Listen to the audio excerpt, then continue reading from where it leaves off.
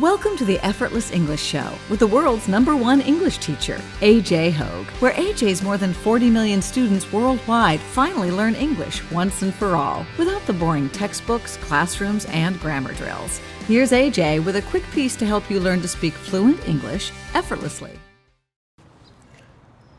Hi, I'm AJ Hoge, the author of Effortless English, Learn to Speak English Like a Native, and welcome to Season 2 of the Effortless English Show.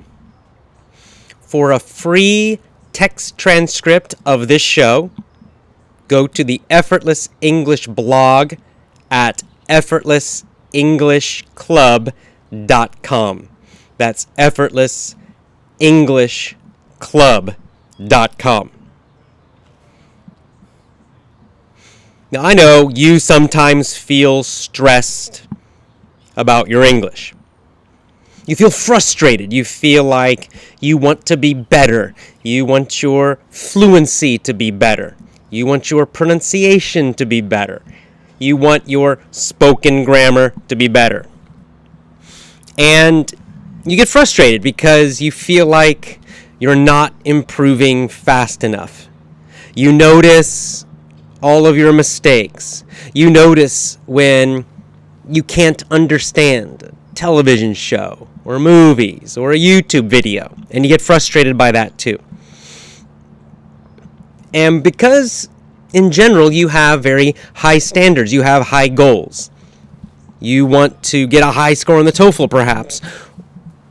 Or most of all, you want to speak like a native speaker. You want to sound like me.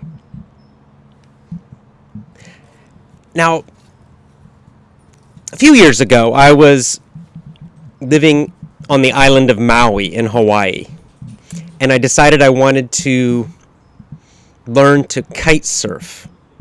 So kite surfing is where you have like a big parachute connected to your body, your waist, and then on your feet you have a board, looks like a snowboard, kind of a type of surfboard, and the kite, the parachute, pulls you through the water and you ride on top of the board. That's the idea. Well, it was very difficult for me to learn. In fact, I needed it was 16 to 18 lessons until I could finally stand up and ride the board and control the kite. So it was a very long, difficult process for me to learn how to kite surf. But finally I did it. So I got up and I would go out to the beach almost every day to go kite surfing. I was very excited to finally be able to do it. But then something strange happened. Even after accomplishing this great goal to finally be able to ride, to be able to kite surf independently by myself, even after I accomplished this, I noticed I started getting frustrated. I started looking around at other kite surfers who were better than me. And while they were doing all of these cool tricks, right? Like they would jump up into the air and pull on their kite, and they would fly through the air, let the wind carry them for a long time. And some of them would jump very, very, very high in the air, and they would stay up in the air for a very long time. It's a really cool trick in kite surfing. And so I would try to do it. I knew basically how you're supposed to do it.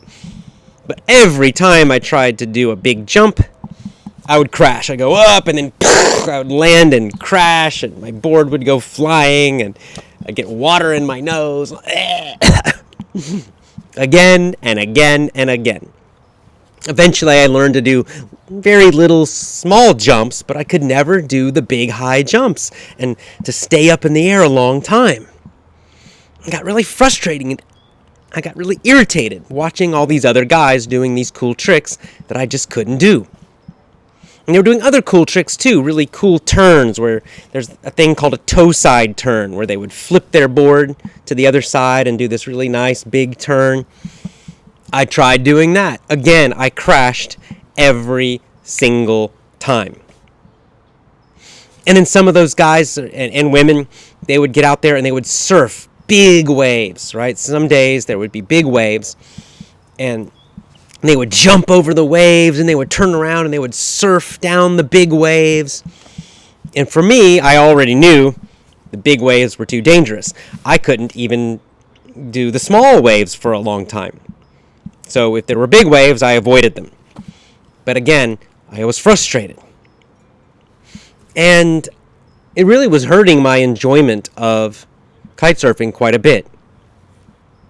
Until one day, it was this beautiful, clear, blue sky day on the island of Maui. The water was this incredible deep blue with little parts that were like aqua colored, light blue or bluish green. Amazing. And I got out there, I got on my kite board, got out and started riding out into the water. And I got out for a ways, and then I turned around to come back towards the beach. Usually you go back and forth when kite surfing. Don't want to go too far out. So I went out kind of far, and then I turned around and was coming back with the wind pulling me back towards the beach, towards the island. And I looked down on my right side at the water, and I saw a sea turtle right near the top of the water, swimming, right, and very close to me. So I got super close to this sea turtle. And I was like, oh, amazing, cool, look, a sea turtle right there, right out in the wild, and I'm out here in the water with this sea turtle. Then I looked up towards the island, and the island was just this incredible, brilliant green color. Maui, from the beach, you look out, there's the beach, which was perfect white sand, and then after that, green, and then one big mountain, the big old volcano, and also just covered in green on this beautiful, clear, sunny day, and of course the deep blue water in front of me. And I felt just so peaceful and so happy. And then I came up over just a little wave, came up behind it and surfed down this little wave, which is this great feeling to kind of glide down, to slide or surf down a little wave. It was a very small wave, but I enjoyed it. It was so much fun. This very free, peaceful feeling. And that's when I suddenly felt this feeling of gratitude, of appreciation for what I could already do, for just having the experience to be out there, riding out there on that perfect day, seeing the sea turtles, that incredible view, even surfing just little waves. What a beautiful, incredible experience. And I realized it didn't matter if I couldn't do the big, difficult tricks. It didn't matter at that moment if I couldn't do super high jumps and great turns and surf huge waves and all of that stuff. That already I had accomplished a lot, that already it was an amazing experience, and that I should just enjoy it and appreciate it. And of course, in the future I could still try to improve, still try to learn those tricks, but not to ruin the whole experience, destroy the whole experience by being frustrated all the time. Let me take a quick Twitter question, and then we'll talk more about this story and specifically about you and your English, and how does this story connect to you and your English. Okay, our Twitter question. Let's see. We got our Twitter question. Twitter question is from @MartCanfer. That's the Twitter ID, @MartCanfer. And Mart asks, do you think watching interviews on YouTube is a good way to learn English? Is it a good way to learn English to watch interviews on YouTube? For example, maybe watching talk shows. Yes. My answer is yes. I got a little bug in my face. The answer is yes, that's a great way to learn English. The reason I like interviews or talk shows, you can hear there's a dog barking over here. I'm outside here.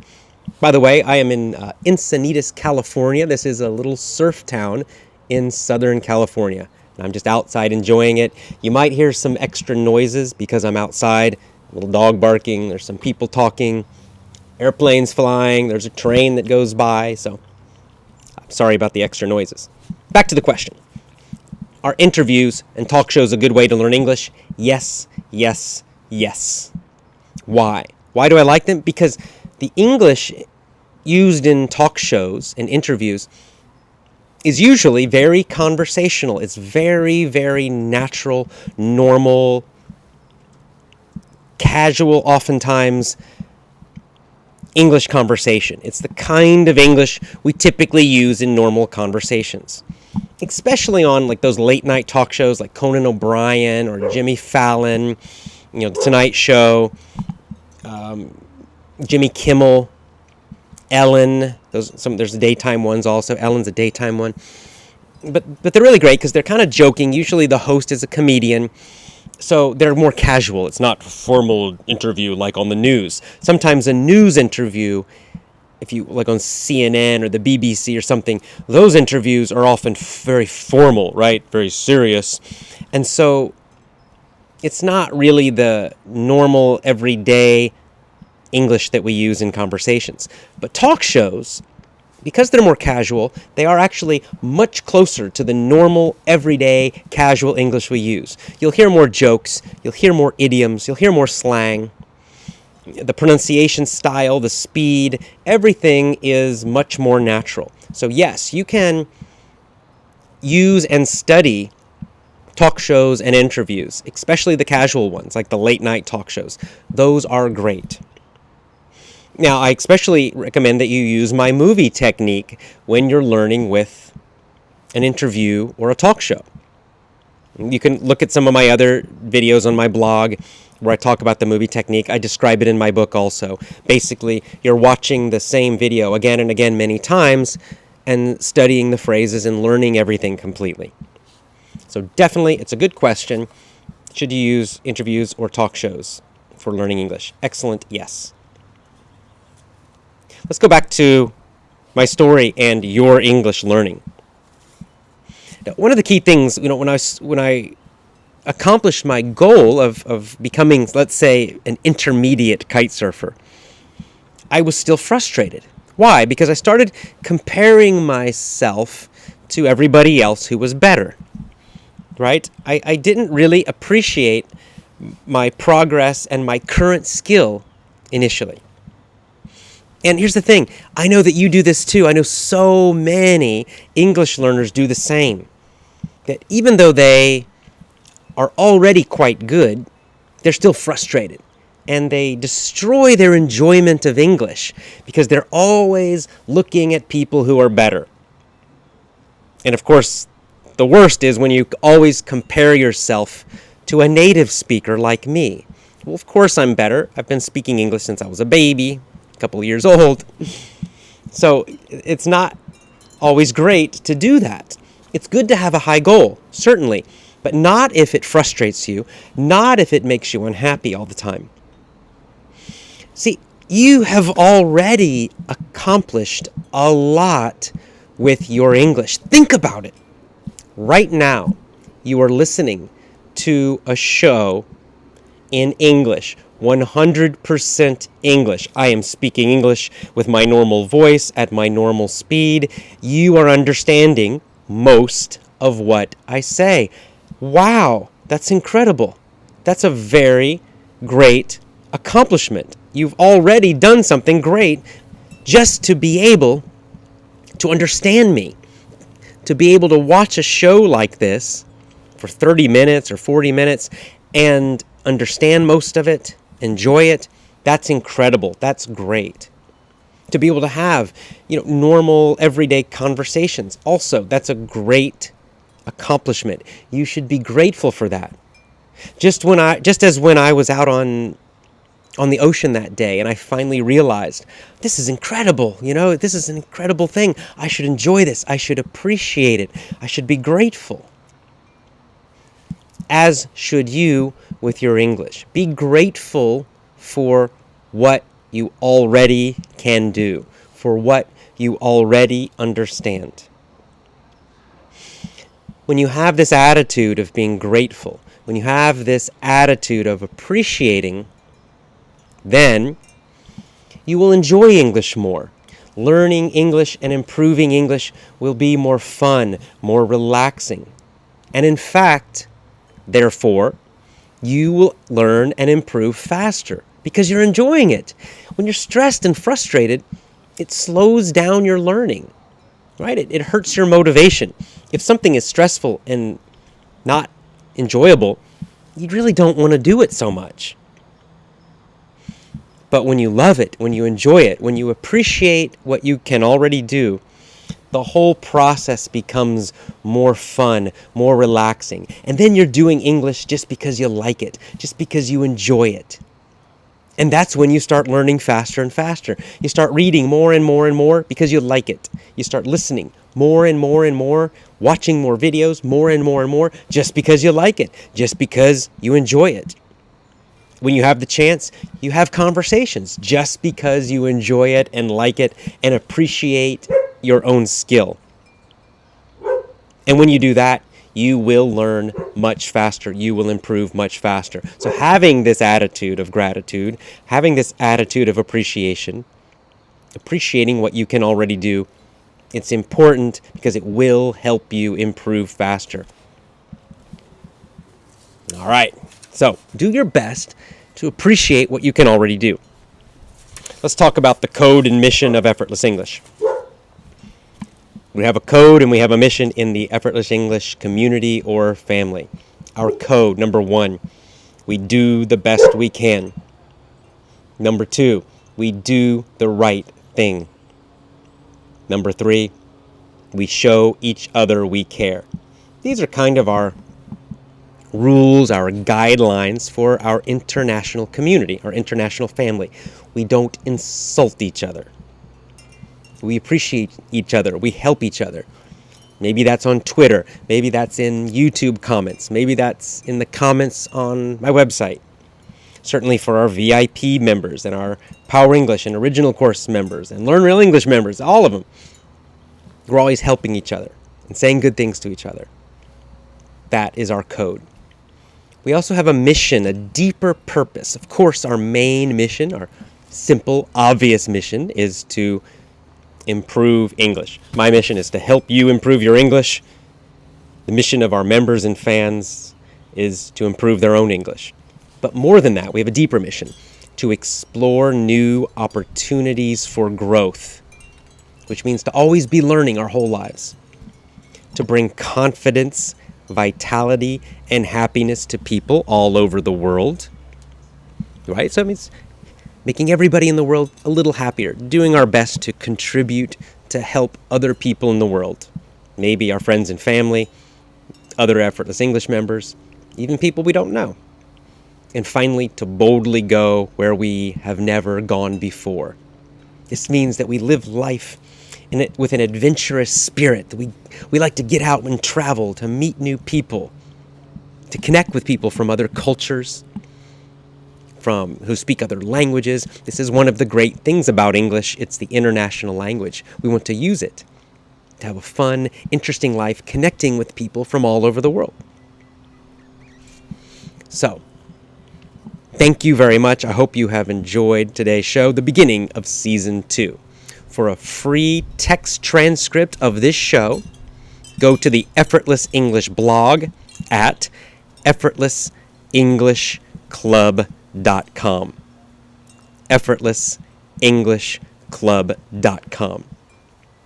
See you next time.